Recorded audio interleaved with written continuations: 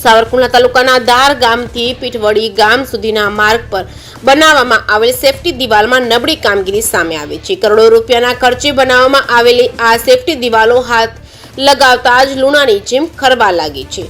લોકમુખે એવું પણ ચર્ચાઈ રહ્યું છે કે એજન્સી દ્વારા આટલી બધી નબળી ગુણવત્તાવાળા કામ કરવા છતાં અધિકારીઓ ચૂપ કેમ બેઠા છે? શું અધિકારીઓ અને કોન્ટ્રાક્ટર વચ્ચેની મિલીભગતના કારણે જ લોકોના ટેક્સના કરોડો રૂપિયા આ રીતે બેફામ વેડફાઈ રહ્યા છે? અમરેલી જિલ્લામાં આટલી બધી નબળી કામગીરી થતી હોવા છતાં કેમ અધિકારીઓના પેટનું પાણી પણ નથી હલતું?